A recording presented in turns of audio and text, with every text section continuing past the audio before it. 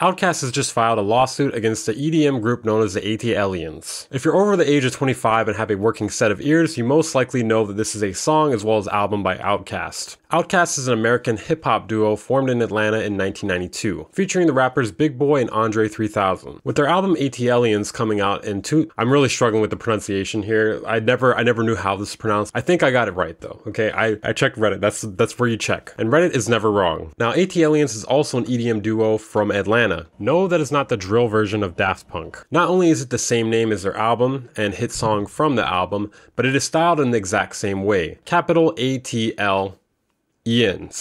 And of course they are a masked duo. This news broke from All Hip Hop. It is the first publication I saw to actually produce this story. So apparently Outkast has an LLC named High Schoolers LLC, which is their trademark holding company, and they filed a lawsuit against the AT-Aliens Touring Incorporated for improper, willful, unauthorized, and illegal use of registration of the AT-Aliens mark. All Hip Hop had obtained the court documents, and it stated that the defendant has and continue to sell tickets to concerts and give live performances in this state and district, with its next show being at Coca-Cola Roxy Theater in Atlanta, Georgia, on February 15th, 2025. Which is honestly kind of far away. The defendant also advertises offers for sale and sells products to consumers in this state and in this district through its interactive website, including merchandise bearing the AT-Aliens mark. In the lawsuit, it states that Outkast were the ones who invented this term, and before they created it, it did not exist, nor was it used in the culture. The plaintiff has used the mark as a title of a number and other distinct musical recordings. There was an album version of the song featured on the AT-Aliens Wheels of Steel CD, and there's also a single with an album version and instrumental version, along with 3 remixes. In the 38-page document, it explains that they own all rights, trademark, service mark applications for its mark AT-Aliens. Now the first question you may have is, why did they not do this sooner? According to Outkast, they had no idea they existed. It's not really that hard to believe, seeing as they come from different worlds. They may be in the same area, but that does not mean that Outkast is very familiar with EDM culture. Upon information and belief, defendants selected the name AT-Aliens for their EDM duo to trade upon the tremendous fame and goodwill associated with plaintiff's AT-Aliens album, song, and mark, or at a minimum to call to consumers' minds plaintiff's famous AT-Aliens album, song, and mark, which I feel like is pretty hard to disagree with personally. I wouldn't be surprised if this album is older than the EDM duo themselves. Outkast wants them to stop using it, as well as remove the trademark that they have filed. They also want to collect compensatory, incidental, and consequential damages, which, let's be honest, it's going to be kind of hard to prove exactly what is what in that situation. Unless they basically just take everything. Hopefully they're not that demonic though. They want the defendant to be required to account for and pay to the plaintiff all gains, profits, and advantages derived by it from the unlawful activities alleged herein, and that the defendant be required to pay enhanced, trebled, and or punitive damages because of the willful and unlawful acts of alleged herein. And obviously they're asking for legal fees too.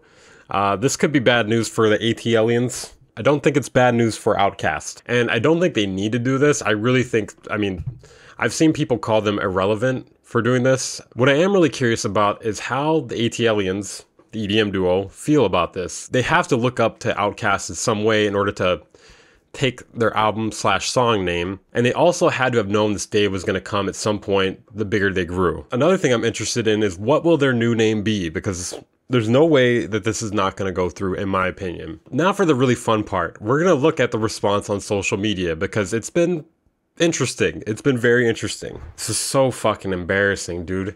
You know the economy is bad when a group that had 2 good songs over 20 years ago pulls some shit like this. Can we sacrifice some of these people? Now this person is saying it's satire. I'm not really sure what the satire is exactly. It reads as them saying it seriously. Like, if you really want to make this satire, you should say something like, who are these people? Now, obviously, there's been no response from the EDM duo because I'm absolutely sure their lawyers told them to just stop. Don't say anything. Maybe say something about your show, but that's it. You cannot say a single word. Honestly, it's BS.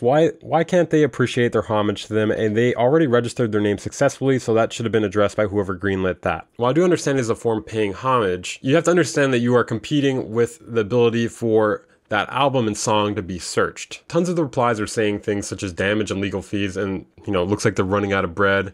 And it's really hard to make that argument when they have 26 million monthly listeners. And there's tons of people just outing themselves as not knowing anything about music. To be honest, I didn't even know they had an album called ATLiens. See, there's people on both sides that are really dumb. This is also brain rot in my opinion. Hell yeah, fuck this kind of EDM music and naming convention. I encourage R.L. Stine to sue R.L. Grimes. Now, I don't think they would have a case there because it's at least a play on it and you're not competing for it in search. It's not infringing on the product, it's a parody. It's not really a parody when you just take the same exact thing and make it the same.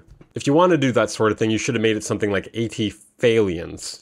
So we actually do have an interesting tweet here, if this is true. Someone actually looked up the trademark on TikTok, and ATLiens trademarked ATLiens in 2020, and Outkast didn't file until 2021. I just want to say, TikTok fucking sucks. I tried to log in for the first time just now, and it said maximum number of attempts has been reached. So according to Rolling Stone, that is true. The EDM duo did file it in 2020. They've also requested a jury trial, and there's 10 counts for the courts to consider. They're alleging unfair competition and the dilution of their trademark infringement under Georgia common law, and deceptive trade practices. They do have a good point here. They don't like how ATLiens performs in a mask, thereby concealing their identities and such that the consumers will mistakenly believe that the members of the defendant are one and the same. Which on one hand, that does sound kind of stupid, but the fact they are concealing their identities, you don't really know who it is for sure, but you'd have to be pretty dumb to believe that is Outkast. They've also stated that Googling ATLiens first produces a website for the EDM duo and then the Wikipedia page for Outkast's album. There was also another part in this article that talks about how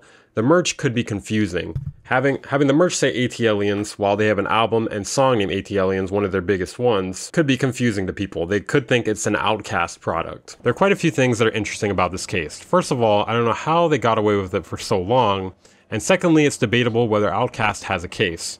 I personally think they do, especially if it's a jury trial, which is what they requested. I would assume way more people have heard of Outkast and ATLiens just based on their monthly listeners on Spotify and the general notoriety of Outkast. And all they need is a jury to agree with each other in order to win the case. Overall, that is where the story ends currently. Let me know your guys' thoughts. Make sure to drop a like, subscribe if you're new here. I'd appreciate it. If you press the like button on this video, I promise to absolutely do nothing.